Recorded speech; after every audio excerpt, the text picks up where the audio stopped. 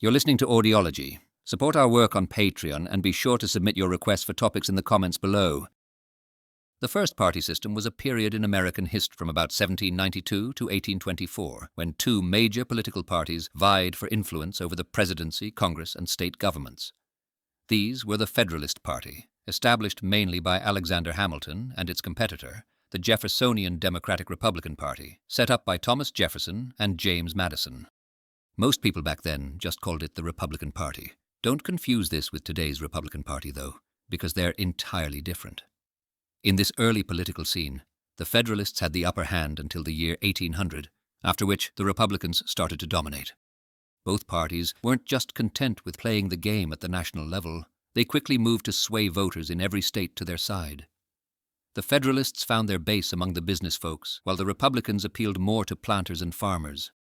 By 1796, these two groups pretty much had a lock on state politics, using newspapers and meetings, known as caucuses, to energize their supporters. The Federalists threw their support behind Alexander Hamilton's economic policies, which included taking over state debt, setting up tariffs to help pay these debts off, establishing a national bank, and boosting manufacturing and banking.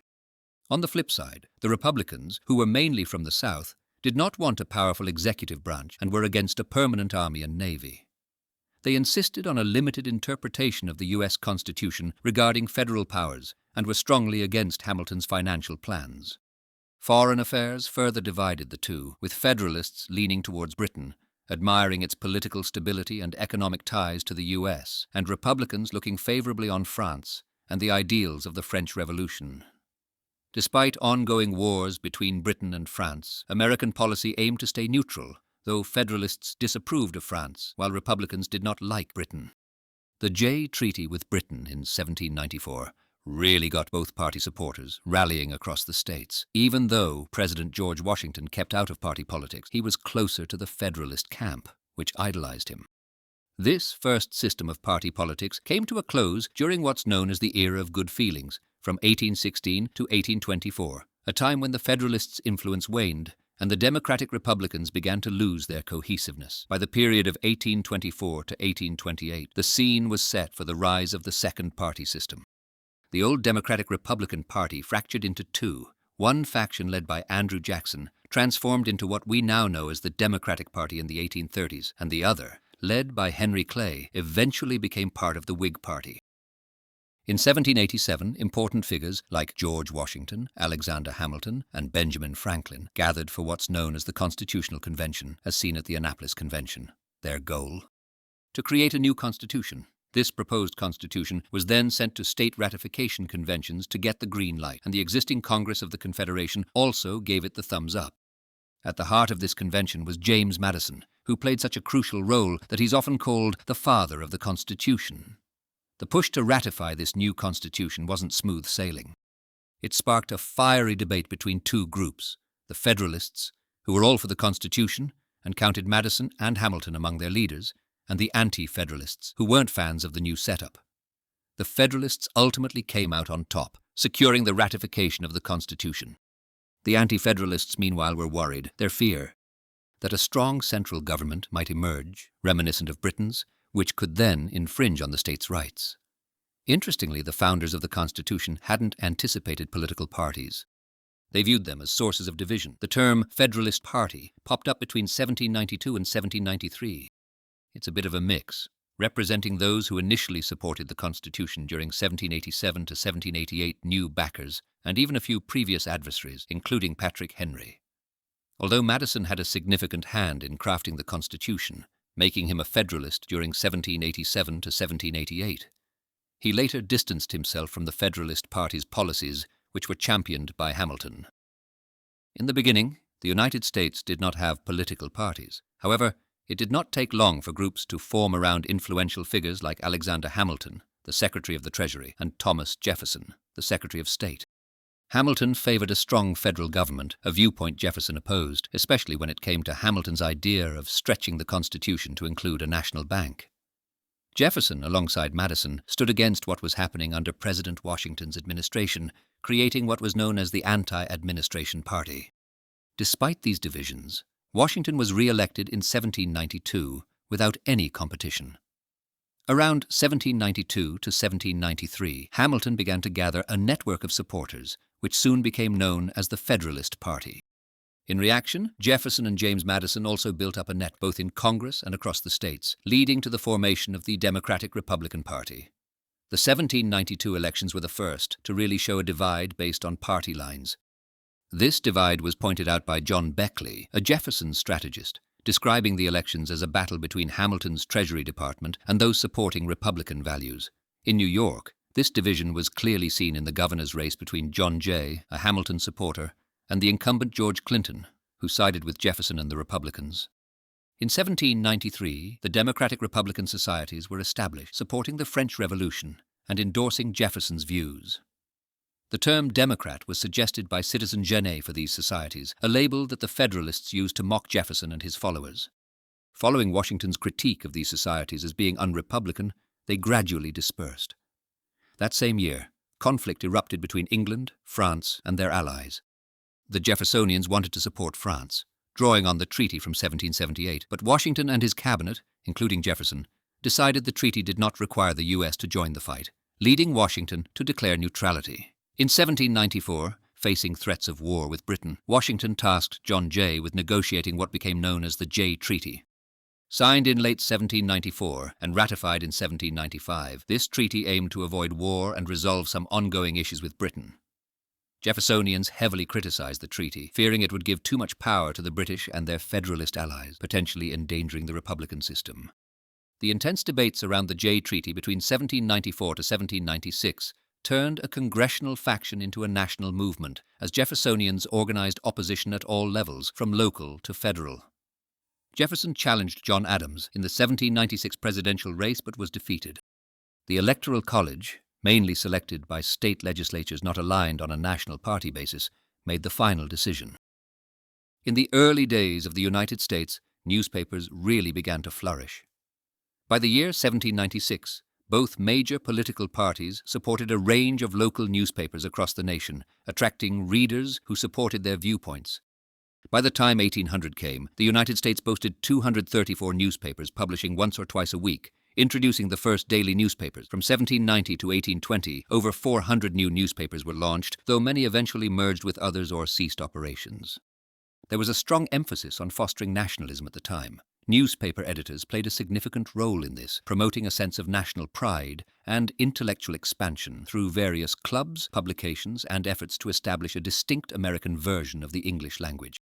For instance, Noah Webster was a major proponent of differentiating American English from British English. Newspaper articles of the era frequently attacked or defended the new federal government, in addition to covering state and local political news.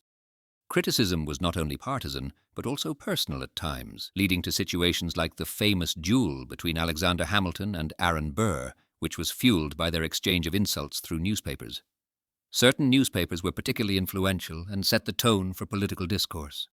For instance, Philadelphia's Gazette of the United States was a prime publication for the Federalist Party, ardently supporting the Washington administration since its inception in 1789 under John Fenno. Conversely, the National Gazette, also in Philadelphia, beginning in 1791, acted as a fierce critic of the Federalists and Washington, frequently featuring contributions from key Republicans like Madison and Jefferson under pseudonyms. George Washington himself was not a fan, especially of the paper's editor, Philip Freneau, whom he referred to as that rascal Freneau. Over in Boston, the Columbian Sentinel became a significant voice for Federalist views, reaching a broad readership in New England. Meanwhile, the National Intelligencer emerged as the primary Republican paper in the South, particularly for news on congressional events. The newspapers did not hold back in their critiques of each other, blending sharp attacks with witty retorts. During the debates on the French Revolution, especially its Reign of Terror phase, the newspapers were filled with fiery rhetoric and intense debates, showcasing the vital role they played in shaping public opinion and political discourse during the nation's formative years. With the Federalists holding considerable influence, the Democratic Republicans needed to up their game to achieve victory. In 1806, the state leadership in Connecticut took an organized approach to the upcoming elections. They instructed every town leader to designate a district manager for each area within their town, ensuring each manager pledged to faithfully execute their duties. The town leaders were then tasked with gathering detailed lists including the number of taxpayers, eligible voters, those firmly in the Democratic-Republican or Federalist camps, undecided voters, and potential supporters not yet eligible to vote, but who might become so by the next election. This information was sent to the state manager, who would then encourage towns lagging behind to boost meeting attendance, help young folks become eligible to vote, complete nominations for local elections, and distribute the party's ticket widely. It's important to note this effort was part of an organized Get Out the Vote campaign, a pioneer at the time, predating the concept of a secret ballot by a century. On the campaign front, Jeffersonians were ahead of their time, establishing numerous campaign practices later used by the Federalists and becoming ingrained in American politics. They were notably successful in creating a network of newspapers across major cities to promote their cause and advocate on their behalf. Despite this, the Federalists had the upper hand in the newspaper game initially, with a 4-to-1 ratio of papers against the Democratic Republicans in 1796 and maintaining a 2-to-1 advantage in 1800. Most of these papers were weeklies with a readership of 300 to 1,000. Jefferson played his part by subsidizing editors to sway public opinion. Fisher Ames, a key figure among the Federalists, criticized the influence of newspapers in electing Jefferson, attributing his success to the relentless use of this engine rather than any particular skill in its use. Historians resonate with Ames' view, accrediting the Republicans' triumph to their knack for communication. They had in their ranks exceptional propagandists, able to craft compelling slogans and phrases that resonated with the electorate. Among these influential individuals were editor William Duane, leaders Albert Gallatin and Thomas Cooper, and Jefferson himself. Furthermore, John J. Beckley from Pennsylvania introduced novel campaign methods like the mass distribution of pamphlets and handwritten ballots, significantly boosting grassroots support and voter turnout for the Jeffersonian cause. When the world was embroiled in conflict starting in 1793, a small nation at the edge of Europe struggled to stay neutral. The Jeffersonians were pushing for tough action against Britain, even suggesting another war, while the Federalists sought peace through the Jay Treaty with England in 1795. This treaty sparked a lot of debates. Jeffersonians slammed it as a betrayal to Britain, but Federalists argued it prevented war, diminished the Native American threat, and fostered positive trade relations with the leading economic power. It also resolved remaining issues from the Revolutionary War. Once Jefferson became president in 1801, he respected the treaty, but eventually, new problems with Britain led to the War of 1812. In 1798, tensions with France escalated into the Quasi-War, an unofficial naval conflict between both nations. The Democratic Republicans believed France desired peace, but their stance was weakened by the XYZ affair. Concerned about a possible full-scale war with France, Hamilton and his high Federalist supporters convinced Congress to establish a substantial new army under Hamilton's direction, which included distributing officer commissions to his allies. The Alien and Sedition Acts in 1798 targeted dissenters, including supporters of Jefferson and Vermont Congressman Matthew Lyon, who remarkably won re-election while imprisoned in 1798. The Kentucky and Virginia resolutions, crafted in secret by Madison and Jefferson, saw both states challenging the federal government's power. Turning to the national debt, Jefferson and Albert Gallatin viewed it as a serious threat to Republican ideals. They criticized Hamilton for increasing the national debt to strengthen his Federalist support. Gallatin, as a key Republican authority on financial matters and serving as Treasury Secretary under Jefferson and Madison, was committed to reducing taxes and the national debt. He managed this while also paying in cash for the Louisiana Purchase and funding the War of 1812. Gallatin believed deeply in the dangers of public debt, linking it to corruption, government ineffectiveness, dictatorships, social inequality, and laziness, among other issues. He stressed the need for Congress to carefully oversee government spending to avoid future debts. Andrew Jackson also viewed the national debt with disdain, calling it a national curse, and proudly eliminated it entirely by 1835. In a letter dated February 12, 1798, Jefferson observed the emergence of two political camps within the United States. One camp believed that the executive branch needed more backing, while the other felt it was too powerful, much like its counterpart in England, and thus leaned towards strengthening legislative powers. Supporters of the first camp were labeled Federalists, Aristocrats, Monocrats, or Tories, mirroring a similar group in England. Opponents were tagged Republicans, Whigs, Jacobins, anarchists, or disorganizers. These labels became quite common in everyday conversations. Madison played a key role in defining these party lines within Congress and forging alliances with like-minded political groups in each state. By the year 1800, a pivotal election turned the tide, ousting the Federalists from power and bringing Jefferson and his Democratic-Republican Party into office. Adams, in his final hours in office, made several midnight appointments, including appointing Federalist John Marshall as Chief Justice. Marshall's tenure, lasting 3 decades, would significantly bolster the federal government's powers, much to Jefferson's chagrin. As president, Jefferson aimed to reverse Adams's last-minute appointments, holding back the commissions of 25 out of 42 judges and dismissing several army officers. Both political factions hadn't fully embraced the notion of a beneficial two-party system. Hamilton saw Jefferson's election as a setback for the Federalist cause. Political rhetoric at the time was extreme, suggesting that the election of the opposing party would lead to national ruin. Jefferson's foreign policy, while not overtly supportive of Napoleon, aimed to pressure Britain into ceasing the impressment of American sailors and other aggressive actions. His embargo against Britain, an attempt to force British hands, instead led to an economic downturn that hit Federalist-dominated New England hard and eventually contributed to the War of 1812 against a much stronger Britain. Despite their criticism of Jefferson's government and initial gains in the industrial Northeast, the Federalists made a grave mistake in 1814. The semi-secret Hartford Convention they held produced resolutions that smelled of secession, which once public spelled doom for the party. By then, the Federalists were already struggling, with their influence limited to New England and some eastern states, and virtually non-existent in the West. Although they pioneered several campaign strategies, including the first national nominating conventions in 1808, their elitist inclinations put off the middle class, allowing Jeffersonians to portray themselves as the true champions of republicanism. In the United States, the direction of foreign policy, the sale of national lands, and the influence held by the president through their control of key appointments led to political groups within each state aligning themselves with either the Federalists or the Republicans. Some newspaper editors, like Thomas Ritchie of the Richmond Junto, even became influential political figures, shaping the politics of Virginia from the early 1800s all the way into the 1840s. New England was a stronghold for the Federalist Party. A historian pointed out how effectively the Federalists organized themselves in Connecticut. They built a network of office holders and influential community members, including state officers, deputies, judges, justices of the peace, school directors, militia officers, attorneys, and educators, who together formed the backbone of the Federalist Party's efforts.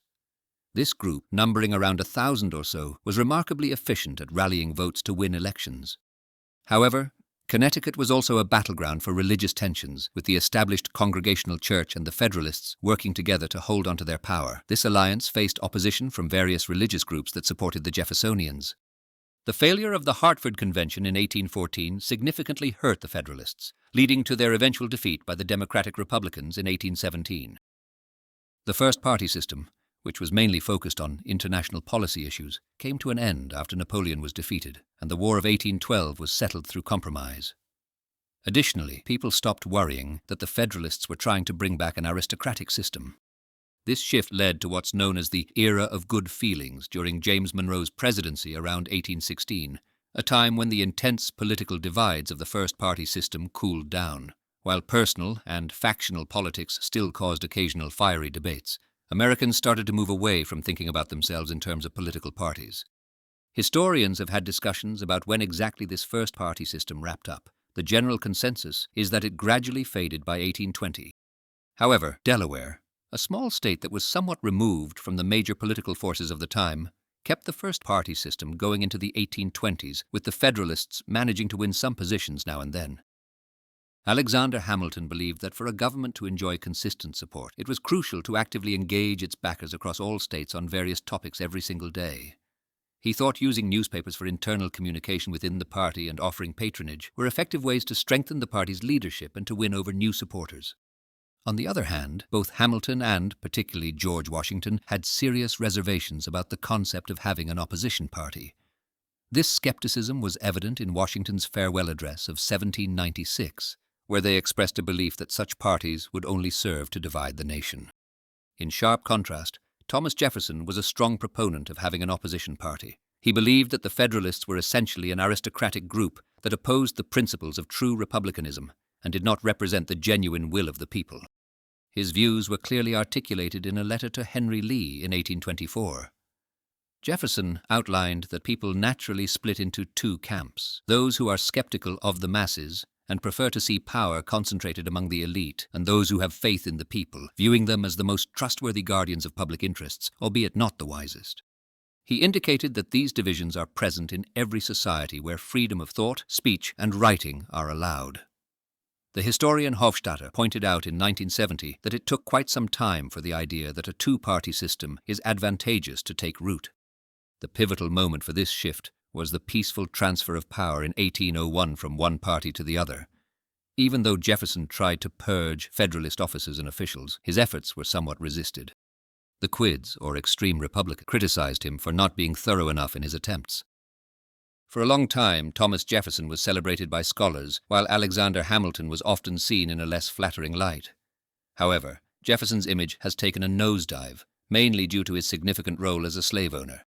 On the flip side, Hamilton's reputation has been on the rise. Sean Willents, a historian at Princeton University, pointed out in 2010 that there's a growing trend among scholars painting Hamilton in a much more favorable light. Yet, it's interesting to note that Willents himself has not joined this trend and continues to hold Jefferson in higher regard. According to recent academic perspectives, Hamilton is considered the forward-thinking force behind the modern capitalist economy and a robust federal government led by a strong executive branch. In contrast, Jefferson and his followers are often depicted as well-intentioned but somewhat out-of-touch idealists. According to some historians, at their best, Jefferson's group aimed for a utopian society of independent farmers, resisting the advance of capitalist modernity. At their worst, they are criticized as racists who wanted to expand slave territory, push Native Americans out of the West, and preserve political power at the local level. This, critics argue, was all part of a strategy to grow and safeguard slavery and the interests of slave owners. Thanks for watching. Share your thoughts in the comments and subscribe for more content.